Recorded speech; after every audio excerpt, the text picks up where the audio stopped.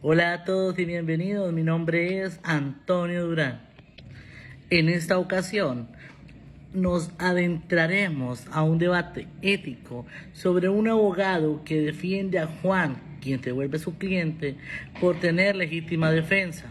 Entonces vamos a conocer, a identificar si realmente el abogado realiza bien el proceso o no. Juan se vio enfrentado a un intruso dentro de su hogar y tuvo que trabajar, protegerse a sí mismo y a toda su familia. La intención de esta actividad es fomentar el pensamiento crítico, la argumentación ética y la reflexión sobre cuál es el rol verdadero del abogado dentro de este caso. Para eso vamos a tener dos posturas. La primera, algo que esté bien, que te pueda decir que está bien por parte del abogado, trabajó éticamente, y cuando muy probablemente pues no va a trabajar éticamente. Pero la historia comienza así, miren. En un pequeño pueblo hay un señor que se llama Juan. Cuando él llega a su casa, ve que hay un intruso dentro de su hogar y lo que hace es forcejear, pues teniendo más fuerza le gana, lo neutraliza y llama a la policía, sin saber qué pudiese pasar, porque pudo haberlo golpeado, pudo haber forcejado, pero recuerden que ante todo está su familia y está él. El abogado experto en defensa penal se da cuenta y recolecta todas las pruebas que Juan tiene a su favor, que el intruso realmente se ingresa ilegalmente a la casa.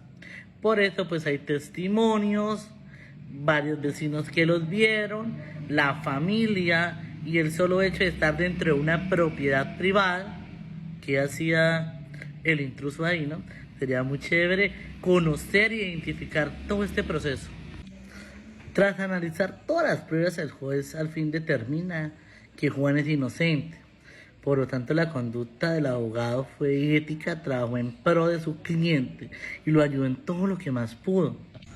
Los principales argumentos éticos que el abogado trabajó en pro, primero pues es cumplir su deber profesional. Presentó las pruebas en el momento que era, indagó testigos y además, como señala Selem, en el 2013 el abogado tiene la obligación de trabajar en pro ética, de asegurar que su cliente tenga una defensa adecuada.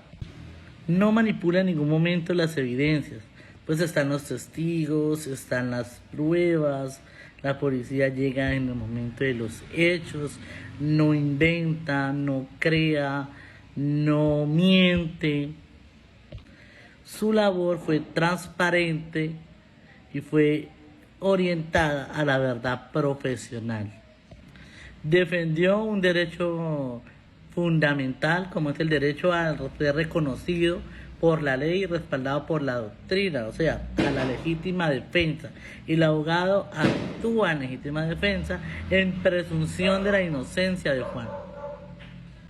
Por lo tanto, el abogado José I pues actúa conforme al código de ética del abogado, presentó pruebas pertinentes, reales, sin ocultar información relevante. Promueve un proceso justo, facilitándole al juez todas las pruebas, ¿cierto? Para que él identifique los hechos desde la verdad. Y tercero, contribuye al valor social de la abogacía. Entonces, la defensa penal bien ejercida protege derechos humanos y el Estado de Derecho, según Berman en el 2023. Para contemplar de pronto que la conducta del abogado no fue ética, primero tenemos que hablar de una posible parcialidad y exceso de celo profesional. Quiere decir que aunque el abogado debe defender a su cliente, su intención es ganar, ganar, ganar, ganar, así no esté con la verdad, no tenga las pruebas suficientes. Pudo existir un sesgo en la selección de pruebas. Quiere decir, el abogado pudo utilizar solamente las pruebas que le convenían a su cliente para demostrar que realmente sí era inocente. También podemos hablar de una presión emotiva sobre el juez, pues recordemos que los testimonios eran dados por familiares.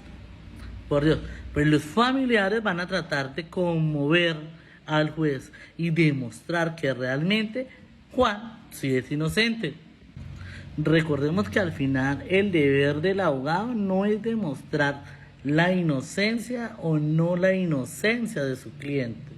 Al final el abogado debe garantizar un debido proceso. Pero si selecciona estratégicamente algunas pruebas para reunir y construir una narrativa favorable sobre el cliente, pues muy probablemente va a ganar el caso. Pero se podrían hablar que hicieron falta algunas pruebas. El abogado podría haber minimizado la responsabilidad de Juan. ¿En qué momento? Bueno, listo, hay un intruso dentro de la casa, pero de pronto Juan aprovecha de su exceso de fuerza y lo deja mal, lo deja para que vaya para urgencias a esta persona. Entonces, ¿será que hubo exceso realmente o fue proporcional entre las dos personas la fuerza? El abogado debe velar al final por el equilibrio entre la defensa y los valores sociales.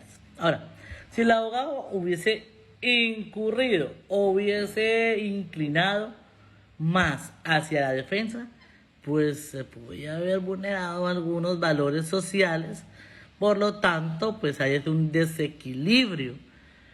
Podría tomarse una mala decisión.